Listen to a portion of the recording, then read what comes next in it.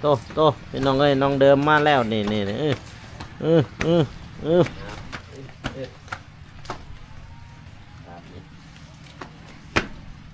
มาแล้วให้น้องดินขุดอ้อมเด้อขุดตามห้องทางซีนี่ดิให้หนักมันไหลจะได้บ่ตัวเลยน้องเลยจะได้รุ่นใดได้ก็ได้เอาว่าตั้งโตะ โต๊ะก็เอา บัดนี้ใช้เพิ่นอวยพรแบบภาษาเพิ่นซะเนาะเอาอวยพรเลยเนาะ ขอบคุณในใจบุญที่ไปโปรยน้องเดิมน้องเด่นน้องนิปายสุขภาพแข็งแรงตากายามังตังอาเจก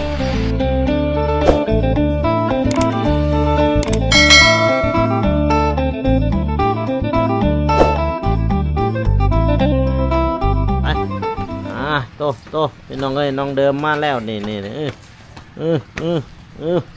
เป็นจะได้บัดนี่ สบายดีเด้อไอ้โก้สบายดีเด้อผู้ใหญ่ใจบุญทานสบายดีFC พังไทยพังลาวต่างประเทศดื้ออยู่ในประเทศสบายดีมือสุขวันเด้อสบายดีโดยเป็นจะได้บัดนี้ค้าน่ะเจ็บ นางได้บ่โดดมาดองมันจะบริเยียดเลยนี่บริเยียดลงได้บ่ได้แต่เจ็บนี่อะไรทั้งเละไปขึ้นต้นมีต้นไหนต้นหุ้นต้นขายมันนี่ขึ้นไปโมเมนต์ต้นคอยถ่ายหันเนาะก่อนเรื่องลังหันตอนไอ้โกทายตอนกระทายฮะเอาตอนนั้นมันคือบ่เจ็บตอนนั้นบ่เจ็บแต่บัดลูกตอนเสาเจ็บหรือว่าลังเข้าผ้าพื้นมันบอกลังนั่นบ่หรือว่าก้อนเอกก้อนบ่บัดแล้วเขาพาพื้นแล้วผ้าพื้นคือแล้วไอ้ผ้าพื้นไอ้กะเมื่อเลยได้แล้วพระเจ้าไปเก็บต่ออ๋อหลังเอาพาพื้นนั้นตะกอนนาหันบ่แม่นเนาะหลังหันอีกเพราะว่าตอนน่ะก็บ่ตอนปล่อยทายในกล่องก็เห็นบ่เป็นอีหยังเห็นอย่างๆเหี่ยวอยู่ยังดีอยู่หลังหันอย่าหั่นมันสิเจ็บไปลงท่าได้มันนี่สิเศร้าโอ้บัดนี้สิเศร้าอยู่บ่ฮอดอยู่บ่วันจันทร์น่าได้บ่ซั่นได้บ่ได้ต้มน้ำฮอนแล้วก็ยังภาษาลาวchẳng lẽ lúc xưa lúc chị đi bay à nè mà bộ xay hẳn bị khiêu bay khiêu mà men mày ba taลืมซื้อเลยเมื่อกี้ยังจืออยู่ลืมไม่เลยคนลืมไม่พี่น้องเลยวันนี้มาโปะแซนแล้วเนาะวานส้นวานส้นมาโปะวันนี้เนี่ยอย่างแหลกกันบอลเนี่ยโอ้ยมือนั้นเขายันจะขี้เลยทางนี้เนี่ยแต่จะว่าโดดคือพีกองก้อยเดี๋ยวโดดกาเดียวพี่น้องเลยมาบัดนี้ก็พอเรียงเงินซานก็เรียบร้อยแล้วเนาะบัดนี้เนาะงามบ่หมักบ่งามแย่งแล้วเนาะบัดนี้เนาะตอนเว้นก็ขึ้นนอนเทิงนอนอยู่เทิงสบายนอนอยู่เตียงก็ได้นอนเทิงก็ได้น้องเด่นเลยกินแล้วมาเข่ากินแล้วได้ยังกินข้าวมันมีกับไข่กินมีกับไข่น้องเลยมีเบานุ่งบาซื้อมาอันว่ามีไอเจ็บเพิ่นซื้อมาบ่เห็นเพิ่นมาเลยเนาะจะไปใส่บ่เห็นบ่เจ็บมาพี่น้องเลยมื้อนี้บ่เห็นบ่สบายบ่จักดิคือได้ยินอยู่ได้ยินแล้วจมอยู่ได้เมื่อวานว่าบ่สบายบ่ว่าเราบ่สบายบ่หรือว่าฝนตกมาเพราะว่าทางท่าแต้งนี่เบิ่งนี่ฝนคือสิบ่ตก มาทางนี้มิตรว่าสิไปอันนั้นพี่น้องเนาะว่าสิไปบ้านว่างแต่ว่าฝนตกก็เลยมาอยู่บ้านน้องเดิมนี่ซะมาอยู่เมืองเก่านี่ขึ้นได้บ่ทางเธอนี่เจ้าขึ้นได้บ่ ได้ ไปลองขึ้นไปเบิ่งไปเบิ่งห้องน้องเดิมพี่น้องนะไปยางกระยิ้วยึกอีกได้บ่เอาแบบนี้มาแล้วให้น้องดินขุดอ้อมเด้อขุดตามห้องสังซีนี่ดิให้น้ำมันไหลเอาบาดนี้พี่น้องเลยเอาเฮ็ดบาดนี้บาดนี้พี่น้องเนาะน้องเดิมเอานะเล่แต่บอก บ่ได้ ต้องย่อเลยต้องย่อ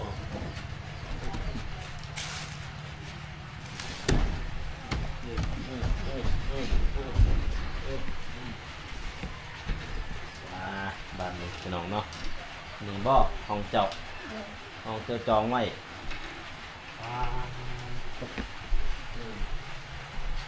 งามถ้าแล้วตัวนี้ยั่งเลยนี่ตัวนี้ก็ยั่ง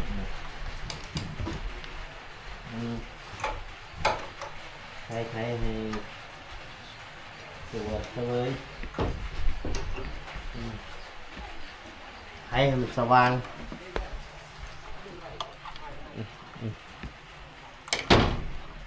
ให้มันสว่างให้น้องเลยเนาะถึงหน่อยเขาต้องมาเบิ่งมัน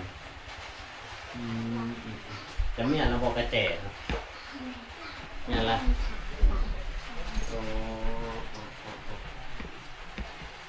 ชมน้ำบานโอ้กองใหญ่เว้ยอยู่นี่สินอนเบื้องนี้สินอนเบื้องอ่ะตัวนี้บอกก็ดีเอาหัวมาทางนี้ตีนไปทางนั้นอยู่บนนั้นก็เป็นใส่เครื่องอยู่บนนี้ใส่เครื่องนอนนี่เดินแจงอยู่บ่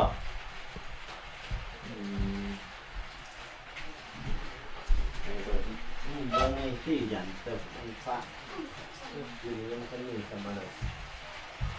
ก่อนหลอกมันจะเดินนี่บ่โอ้ยใครโอ้ใครเห็นนี้สวัสดีพี่น้องเลยของมึงเดิมเลยงามมาดิแต่ว่าสีนี่ประมาณนี้ได้สีนี่สีนี่มันแข็งมันงามอีกพี่น้องถ้าว่างบพอย่างก็จะให้สีมาถ่าเบิ้งนี่ยังไม่ใช่ในทานแต่เบอร์นี้ก็ยังหนึ่งท่านในทาสีมากนี่ก็ยังหนึ่งท่านในพวงเหยียบก็ยังท่านในทาสีซะงามบอกงามห้องเดิมจะได้งามอยู่แล้วพี่น้องแล้วมีงบตีเพดานให้ขับบอกยังบริยินฝนตกก็สบายห้องเดิมนอนหลับฝันดีแล้วประเด็นนี้มีแต่แกะนอนอยู่หันเนาะแหวนประตูบางเหยียบมันนี่กลางมุ้งนอนมีแต่เอาศาสตร์น่ะเบิ่งลืนนี่เขาซื้อศาสตร์มาให้เจ้าศาสตร์เอามันทั่วเลยแล้วมันใหญ่นี่แหละให้มันเห็น2คนนะวันนี้ชื่อสารมาประเด็นเครื่องจะทางนั้นเนาะเครื่องทางนั้นแล้วก็เขางวมาทางนี้เขาเตียงมาทางนี้น้องเนาะเครื่องของสารบนนี้เครื่องเราเป็นยังเมียนน้องมีตะปูยังเรืออยู่เรือบ่อลายนะมีแต่เนาะจะเมียนแล้วบอกกระแจตัวเรียบร้อยพี่น้องสวัสดีบัดนี้จะหน่อยทางนั้นนี่ค่ะต้องการจะเซตไฟได้พี่น้องทางนาขนาดน่ะมีตกแตกเบิดบอลสาโทรศัพท์บอเพื่อน้องมีงบซื้อโทรศัพท์ น้องเลยอยากได้อีบ่เท่าไหร่ครับอยากได้รุ่นใด คนใดใดก็ได้ เอาว่าตั้งโต๊ะ จบก็เอา ตั้งโต๊ะก็เอาหยอกน้องคนพี่น้องเลยตั้งโต๊ะก็เอาคนนะตั้งโต๊ะก็คือบริสัมผัสหน้าจอเอาตัวมันโทรได้เราว่าตัวใดก็ได้แล้วว่าพอแต่เป็นสัมผัสเนาะซัมซุงก็ได้ไอโฟนก็เอาไอโฟนเป็นไอโฟนเป็นมีแต่ซัมซุงOppo ก็ได้พร้อมใส่แล้วอ่ะก็จบนี่เลยพี่น้อยมาแสดงความยินดีกับน้องเนาะเพราะว่านี่ก็เป็นห้องของน้องแหละตอนนี้เนี่ยเพราะว่าอีก2 มื้อเท่านั้นก็ฮอดวันขึ้นเงินใหม่แล้วพี่น้องก็ได้ขึ้นมื้อก็ได้ขึ้นแล้วเด้พอดีแหละน่ารับก็ได้มื้อแรงนี่ รับได้บ่มันรับแล้วความดีอกดีใจนอนลุกบึงเองคืออันที่พวกอยู่ท้องวายจะก็เซิร์นไลน์บ่ไลน์หมู่ครูบ่เซิร์นหมู่ครูมากเนาะมาแสดงความยินดีกับน้องน้องเลยจะไปเบิ่งห้องน้องเด่นไปยังไงบอกบ่ได้บ่เจ็บจี้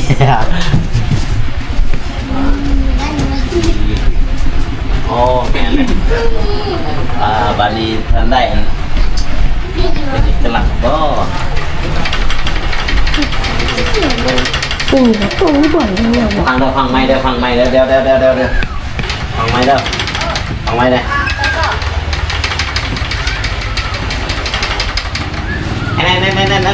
่นของเราเลย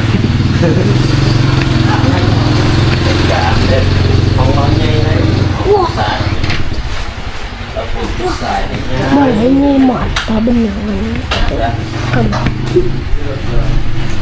บอกว่าเรื่องไม่สู้อะไรนี่ชุดแล้วที่เราตัดสินไปนี่ครั้งแรกเลยเด้เจ้าเลยอยู่ดังก็มูเลยจากวันนี้น้องเดิมนี่สุดดังสุดแล้ววันนี้เจ้าอยู่นี่ใจบอกนี่สุดมองสบายมันนี่เป็นห้องน้องเด่นน้องไงเราอยู่เพื่อนบอกเราอยู่เพื่อนมาน้องเด่นอยู่ห่างได้เราเสร็จหัวบางได้ก่อนบุกของเราจะไปเอิ้นเด่นไหมเอิ้นเด่นมันนี่ไหมเข้าใจบอกลงไปเอิ้นไปละไปสิถามเราเนี่ยว่าเราจะเอาเห็ดหัวมือใดพวกเราเนี่ยตามมันมันก็ไม่ถึงสีแต่ว่าสีนี่สีทั้งนอกนี่น้องเด่นทาแล้วยังทางในนี่จับอันนี้พอก็ได้สีละมัดไม่หน่อยสีมัดอะไรเนี่ยมีอย่างนี้อ่านจังไหนนี่อ่านบ่เป็นหรอกมัดแล้วไม่น้องสีมัดเนาะเด็กกับแจน้องดีเผลอเขาล็อกได้ไปปะดีๆไปแม่นมาเบิ่งแม่นมาละไม่อยากเอาไม่ตัดแม่นมาละแม่นนั่นนี่เพื่อเด็กหน่อย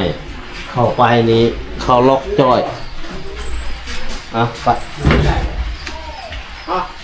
เขาล็อกไปดิบ่ได้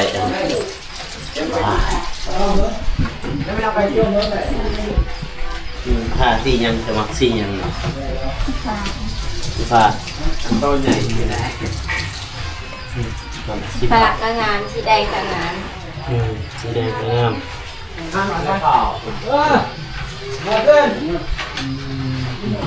สีฟ้างามสีแดงงามเป็นตัวมุมนี้สีเดียวกันนะมันจะเข้ากันเป็น งามพี่น้องเลยสำเร็จเรียบร้อยดูติ้งกับใส่เบิดเลยพี่น้องเนาะครบสุดเลยบัดเลยบัดนี้ใส่ดอกไฟอะไรอยู่นี่มันใส่ดอกไฟก็งามนี่ครับพอดีแล้วเพื่อนได้เพื่อนก็สบายเนาะก็ดีอกดีใจแล้วมันนี่หายากได้ผู้ที่จะได้เพื่อนผู้ที่จะโชคดีแบบนี้หายากใส่เฮ็ดลำบากเด่นยูฮันบอกให้น้องเด็ดมามันเราสุดท้ายเราเสียตัวบางใดดีเบื้องนี้ผู้ดีนะผู้ดีงามสนิทใส่ถึง2 คนทำง่ายๆก็2 คนแต่ผู้ดีงามสนิทนอนเป็นงามอยู่นี่ฮะห้องรับแขกเป็น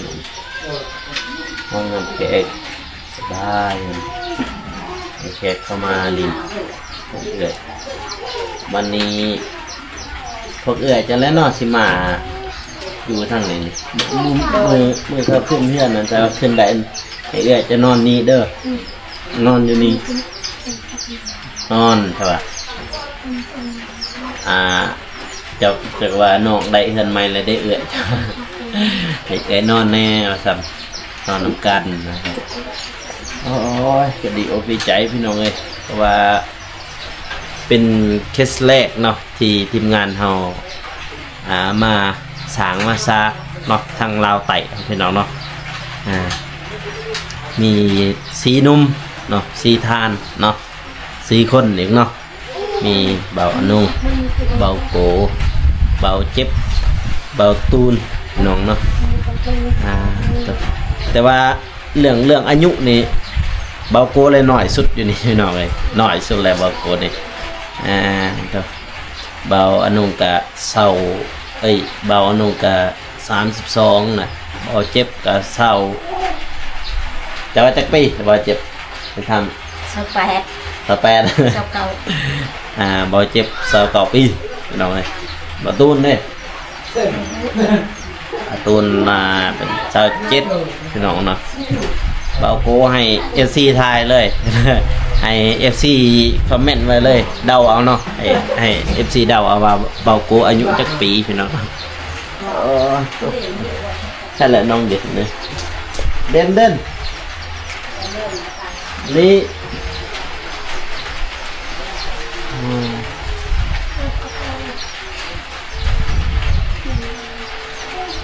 เข้ามาหน่อยมีใช่ไหมนี่อยู่เฮือนไผละเล็กน้อย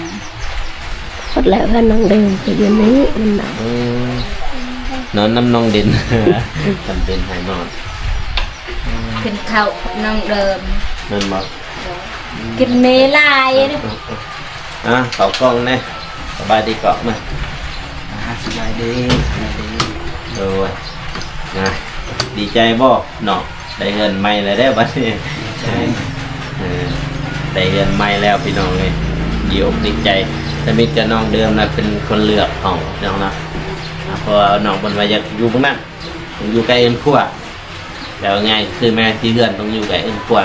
เบอร์นี้ก็เป็นผู้ชาย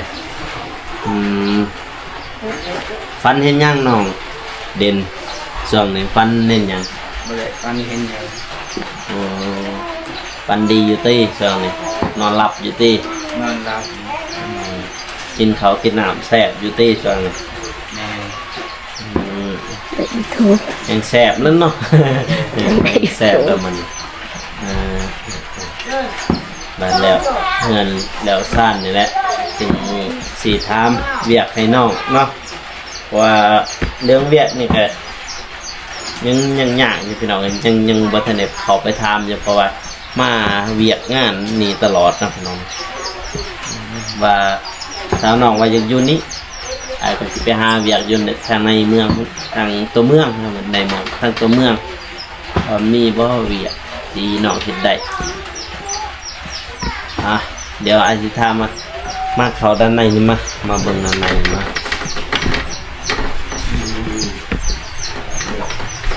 หวังอะไรบาดนี่ฮะหวังครับบาดนี่ จะดีลายบ่กับตัวเก่าดีบ่ ดีลายด้วย ดีลายมันปักแรกได้ของไม้ของทรายพี่น้อยสีบ่พ่อบ่แม่นบ่กระจกมันจะนอกนะกระจกก็ตื่นมันสีมันบ่พอบ่สีอันนี้แม่นบ่ ยัง หน่อยหนึ่งบ่พอเพราะว่าตัวนี้เขาท่าแล้วว่าตัวนี้ ทานแล้ว ตัวนี้เขาท่าแล้วยังทางห้องเดิมเนาะทางในยังเขาท่าอยู่ มันมาทำหลักฐาน แต่ว่าล็อกมันบ่มีหรอกบ่มีเกาะมีมัน นี่ดินออกไม่ว่าจะดินออก นี่บ่อยู่เนาะวันนี้น้องเซฟหัวเบิ่งเลยเรื่องนี้ มองไปทานจะเล่น เป็นทางนั้นบ่นอนทางนั้นบ่เลยสินอนทางนี้ เวลาซีนอนท ทางนั้นบ่บัดนี้มองเลยก็พอได้เป็นเครื่องนะห้องนี้เนาะ ำเดิน สิสื่อสารเป็นไปวะสื่อสารมาปูนี่นะพื้นหนึ่งมันความบ่แล้วมันเป็นเตียงพี่น้อยแต่ว่าเตียงยังว่าใครแน่มันเป็นบ่อนอนลาวมีแต่เสื้อกับสาดลงแล้วก็หัวทางนี้นี่เด้จะเอาหัวมานี่อันนี้เมียนเครื่องเนาะ เดิน เครื่องเป็นของ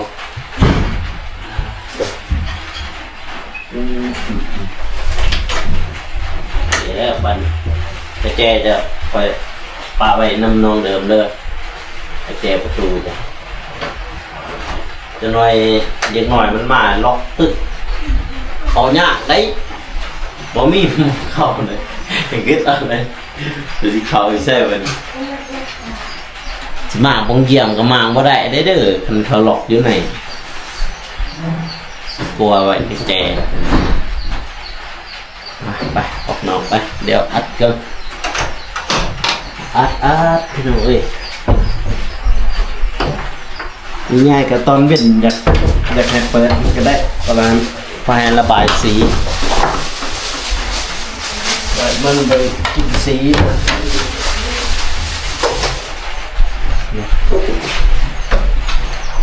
ลงเดินยืนก็ได้ปิดเลยเนี่ยนี่มาสองคนอยู่นี่เลยลงเดินอยู่นี่เอาเป็นชามบ่เป็นของมันแต่มื่อนี้ก็ครบเนาะครบทีมตอนนี้ทีมงานเฮาแต่ว่าบ่โกน้องเดิมน้องดินอยู่ตั้งเฮือนพี่น้องเนาะบอนฮับแขกก็ยื่นเอาเด้อพี่น้องเด้ออีกคันนั่งเลยเนาะบ่อันนี้เอานั่งก็เมื่อยเลยมีแต่ศาสตร์มองเดียวพุ่นน่ะศาสตร์พุ่นมาได้ยื่นเอาเนาะก็เรื่องเฮือนก็สำเร็จเสร็จสิ้นเนาะพี่น้องเนาะจบภารกิจเนาะก็เพราะว่าก็คือเงินสร้างเนาะคือถ้าว่าสร้างมาทำจะได้ถ้าสร้างมาทำจะว่าคุณไหนวันชันกับวันค้านหมดเลย2 วันหันเนาะแต่ว่าพวกไอ้ชาวมื้อนี้บ่ได้เพราะว่ามันเป็นวันเสาร์เด้วันเสาร์ธนาคารปิดนะธนาคารปิดเลยบ่มีหม่องเอาก็เลยคุณไหนวันจันทร์คุณแหละวันค้านคุณแหละแต่ว่าถ้าว่าได้ก็เป็นวันจันทร์จะดีด้วยกันแต่ว่าบ่ยุ่งบ่ยากกันนะเพราะว่ามื้อนั้นก็มื้องานเด้มื้องานพวกเนาะงานเฮือนน้องดินชวนภายในชวนหมู่ครูมาอยู่บ่ กูเห็นเรียงส่ง เบ็ดแถวบ้านในหมู่อย่างนี้บ่ก็ชวนเขามาอยู่บ่ เพราะว่าชาวบ้าน มีหมูแต่ว่าหมูบ่สนิท บัดนี้น้องเด่นนี่เฮียนฮอดปอใดฮอดมอใด จบสั่นแต่ผมก็ จบฮอดปห้าบ่ฮอดปห้าแล้วก็ออกบ่แล้วก็ออกเลยเนาะ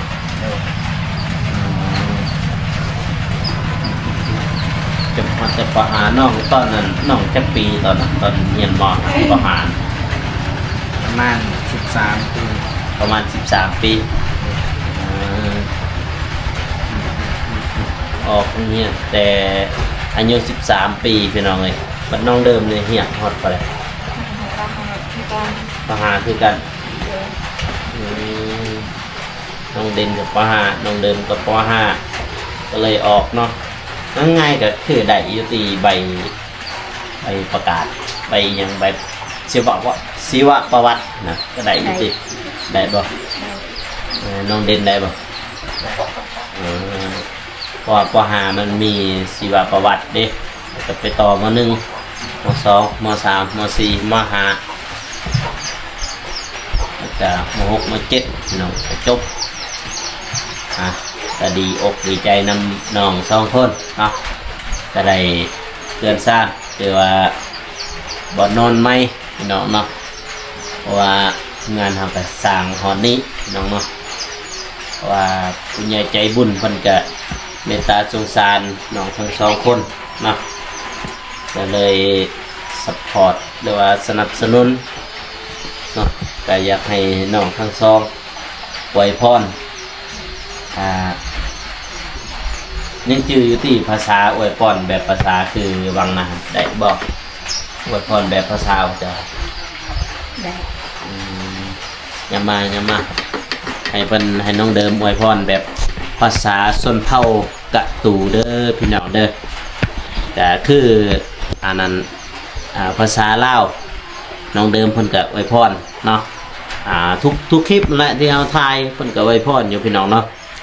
บัดนี้ใช้เพิ่นอวยพรแบบภาษาเพิ่นซะเนาะเอาอวยพรเลยเนาะขอบคุณในใจบุญที่แบบรอยน้องเดิมน้องเด่นกำลังนิพายสุขภาพแข็งแรงตากายมังตังเจ็กปริญญาจาดอกอันยังเด่นบุญจาปริญญาจาดอกแต่ในใจบุญบุญจาปริญญาดอก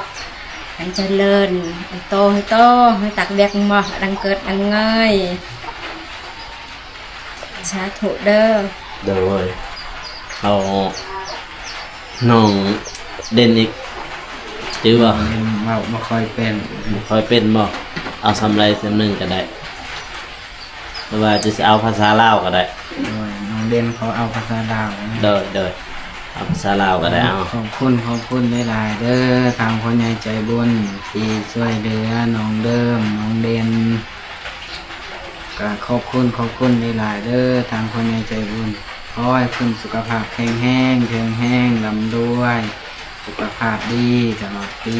และตลอดไปขอให้อยู่เย็นเป็นสุขความเจ็บจะได้ความไข้อย่ามีให้สุขภาพแข็งแรงบอกว่าจะเฮ็ดเวียกการงานอันใดก็ขอให้เจริญรุ่งเรืองเด้อสาธุเนาะพี่น้องนะเดี๋ยวเบากูอีกหน่อยเบากูก็คือกันน้องบ่อยากเป็นปันใดเนาะพี่น้องเนาะขอให้ผู้ใหญ่ใจบุญทุกท่านเนาะจงมีความสุขความเจริญเนาะปรารถนาสิ่งใดก็ขอให้ได้สิ่งนั้นให้ได้ดังสมปรารถนาเนาะความเจ็บจะได้ความไข้จะสุมีเนาะให้เจ้าหังเจ้ามีเจ้าลำเจ้ารวยตลอดศาสตร์ตลอดปีเนาะปรารถนาเด้อพ่อแม่เนาะคลิปนี้ก็บ่าวกูก็สิจบไปเพียงเท่านี้เด้อพ่อแม่พี่น้องเอ้ยก็อย่าลืมฝากกดไลค์กดติดตามเพื่อเป็นกำลังใจให้บ่าวกูและก็น้องเดิมน้องเด่นเนาะสำหรับคลิปนี้ขอกล่าวคำว่าสบายดีพี่น้องบ๊ายบายแล้วเจอกันอีพีหน้า